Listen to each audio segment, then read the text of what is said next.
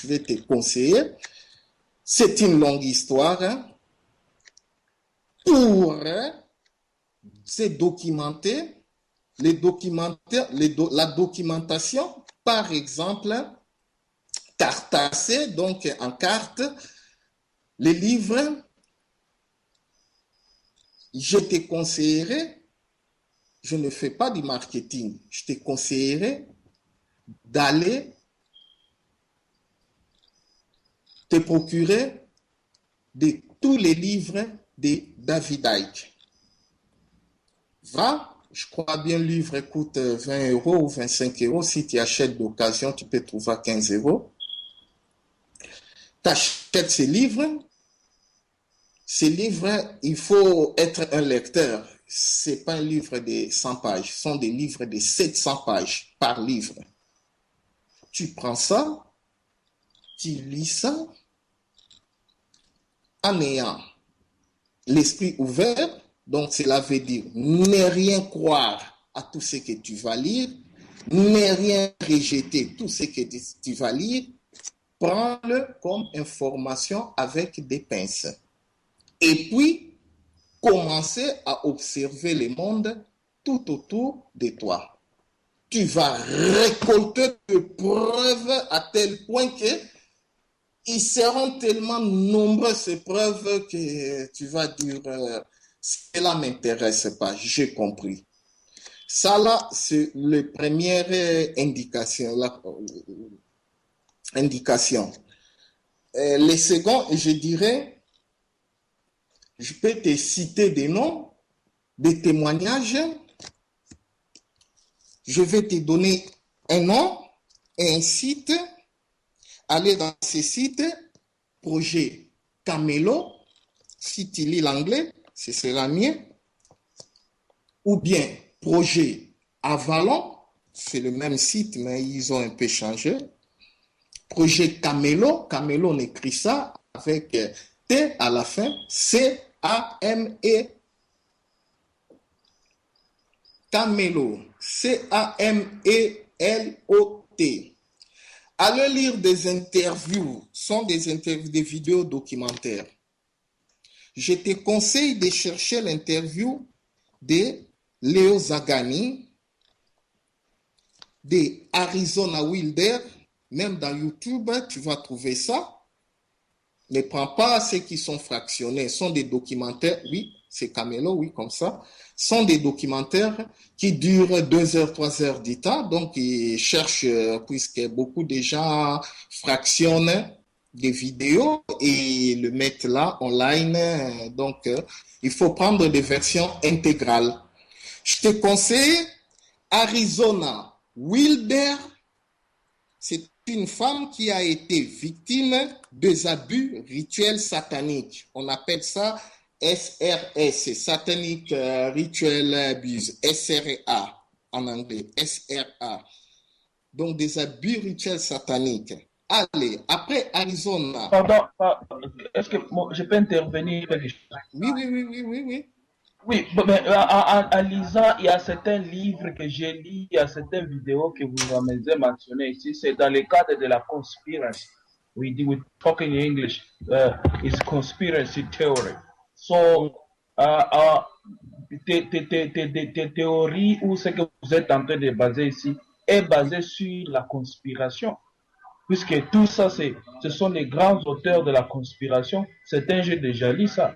Ok, Monsieur Fabius, je crois bien que pour la première fois de vous voir dans les médias, c'était le mercredi passé. Je crois bien qu'on ne se connaît pas médiatiquement, virtuellement. Donc, ce genre d'histoire, ça fait depuis que je suis arrivé dans la diaspora, dans cette élite, depuis 2007. Donc, depuis 2007, les vétérans, les anciens me connaissent. Je parle de ce genre d'histoire. C'est une longue histoire, je ne vais plus répéter des choses que j'ai déjà dit. Pour commencer, je dois me présenter. Je comprends que non, vous faites ça. Je suis un conspirationniste 100%. Je vis la conspiration 24 heures sur 24 heures. Chaque jour. Il n'y a pas un seul jour, je passe sans aller consulter les informations alternatives. Je vais m'expliquer pourquoi. Parce que toutes nos sources de documentation, toutes nos sources d'information, toutes nos sources sont contrôlées par l'élite Illuminati.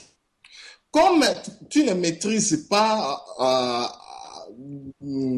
cette matière-là liée à l'élite Illuminati, tu as des perplexités peut-être, puisque nous avons l'habitude, il y a des fois, de voir des vidéos mises par des gamins sur YouTube, ils mettent les titres, ils balancent n'importe quoi, ça crée un peu de confusion.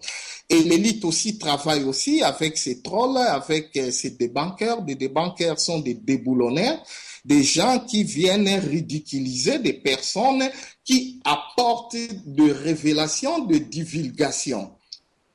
Alors, un peu, et je te conseille de t'informer. Je suis en train de te donner des témoins, puisque tu veux des preuves. Alors, je t'ai donné Arizona Wilder. Tu vas voir ces interviews, ces vidéos. Si tu lis l'anglais, tu seras gâté. Et je vais te donner encore un autre nom. Seulement que je n'ai pas ça sur moi maintenant. Quand ça arrive, je te passe. Je te donne le nom d'un homme, Duncan O'Finion. Tu vas trouver son vidéo, le guerrier ultime, dans les sites du projet Camelo. Et je te donne l'exemple. Il y avait aussi cette dame merveilleuse. Dans mon blog, il y a son témoignage aussi. Elle est née dans la famille Illuminati. Dès son enfance, elle a été entraînée dans des pratiques de rituels extrêmes sataniques où participaient des personnes le plus influentes du monde politique. Tu veux des noms, je te cite les Kissinger, les Bush. Excusez-moi un peu. Je fais des noms, je m'en fous, moi. Excusez-moi un peu, M. Bonalando. Okay. Je voulais un peu vous départager et intervenir ici. Je voudrais mettre un accent parce que là, vous parlez, on vous a posé une question qui est assez pertinente, qui est celle de donner des preuves, des preuves flagrantes pour qu'ils puissent, n'est-ce pas, amener les gens à pouvoir se décider. Alors là, il y a aussi un autre élément qui est venu comme sous-question, c'est celui de la conspiration. Je voudrais commencer avec le problème de la conspiration pour peut-être revenir à la question, peut-être chercher à donner ma compréhension là-dessus. Je pense que les mots tels qu'on les présente souvent, c'est pour, comme notre frère Bonan a dit, pour déboulonner une situation. Parfois, pour détruire une vérité, l'arme de la destruction d'une vérité, c'est les ridicules. Hein. Tuer la vérité, on ne peut tuer la vérité qu'en la balanisant. Hein. Alors, on a trouvé un mot très ingénieux, je dirais, c'est celui de la conspiration. Parce que quand on dit conspiration, on voit le mot lui-même ne reflète même pas la réalité, parce que conspiration nous donne l'idée de quelqu'un qui est en train d'agencer des idées, d'agenter du fantasme pour pouvoir exprimer quelque chose. C'est ça même conspiration. Mais la réalité est que beaucoup de ce qu'on appelle conspiration, ce sont des informations alternatives. C'est-à-dire que ce sont les informations qui ne sont pas laissées sur la place publique. Ce sont les informations qui ne roulent pas de commun accord d'un mariage de brassage avec les informations qui sont laissées à la société. Une fois que ces informations sont exposées, directement, on les met dans un bloc qu'on appelle conspiration et on crée même ce concept de isme, de conspirationniste, qui, quand on regarde de loin, on se dit, mais non, ça, ce sont des aventuriers, ce sont des rêveurs, ce sont des gens qui ont bu un peu de vin doux et ils se racontent de n'importe quoi. Mais la réalité est que pour mieux juger les théories qu'on appelle conspirationnistes, il faut peut-être se plonger dans ce monde, il faut se plonger dans ce bain, commencer à les analyser, à les étudier pour voir si conspiration veut dire, n'est-ce pas, du fantasme mental, ou bien ça veut seulement dire l'information alternative ou bien l'information qu'on ne veut pas que le commun des mortels puisse connaître. Ça, c'était mon premier point sur la conspiration. Mon deuxième point, sur les flagrances, les preuves. Moi, je pense que les preuves ne sont pas allées chercher loin. Ce ne sont pas les preuves allées chercher dans les livres ou bien dans des témoignages de gens. Mais je pense que les preuves sont tout autour de nous et nous les vivons, nous les voyons chaque jour. Quelles sont ces preuves? Vous allez me demander. Mais vous allez voir l'exacerbation de l'utilisation des énergies de basse fréquence.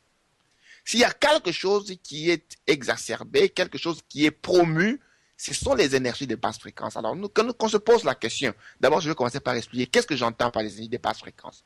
Les énergies de basse fréquence, ce sont toutes les énergies qui sont excentriques, converties vers soi-même, et qui créent le dysfonctionnement de la société. Ce qu'on a appelé chez nous dans notre tradition, ce sont les énergies de Isefet, en opposition avec les énergies de la mat, qui sont ceux de l'équilibre, de l'harmonie et de l'amour et de la justice.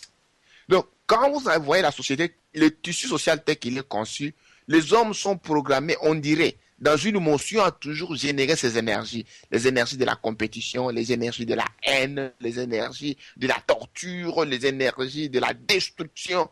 Alors, la question qu'on se pose, finalement, est que si ces énergies qui sont tout autour de nous et qui semblent nous contrôler, c'est comme un boucle qui nous contrôle, que peut justifier leur existence?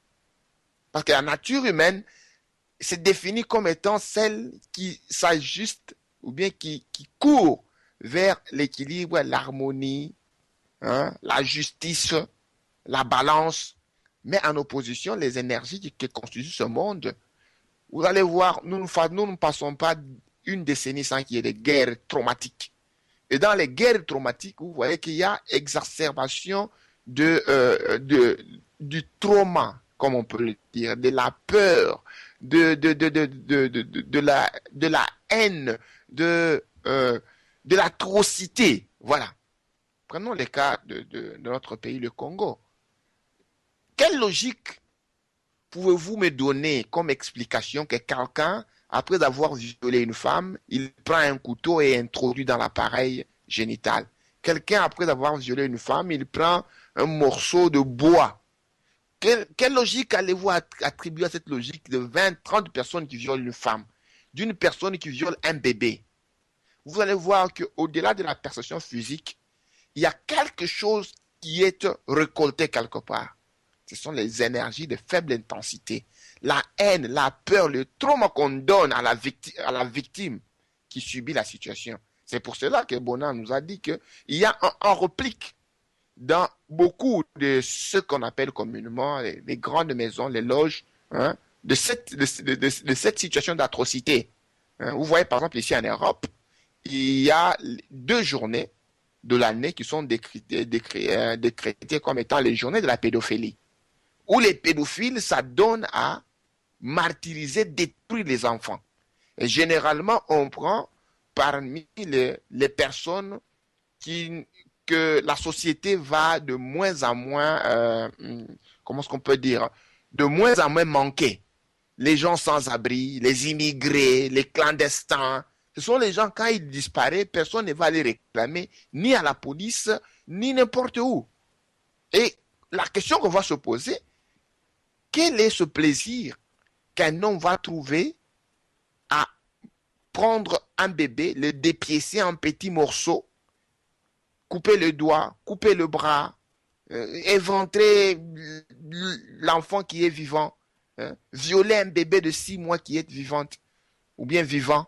Donc nous allons comprendre qu'au-delà de la perception physique, il y a un système énergétique, parce qu'en ce moment-là, nous redéfinissons l'homme dans sa dimension réelle qui est la dimension énergétique. Nous sommes tous énergie. Nous sommes tous énergie en existence. L'énergie réagit selon 2 capacités, c'est-à-dire celle de pouvoir irradier ou bien celle de pouvoir absorber. Alors, lorsque l'entité a perdu la capacité d'irradiation, l'entité est obligée de pouvoir absorber. C'est dans cette classe, dans cette catégorie, que nous retrouvons, n'est-ce pas, les entités que nous pouvons appeler les entités reptiliennes, c'est-à-dire ce sont les entités d'évolution qui ont perdu, à cause de leur choix, leur capacité de pouvoir irradier la lumière divine.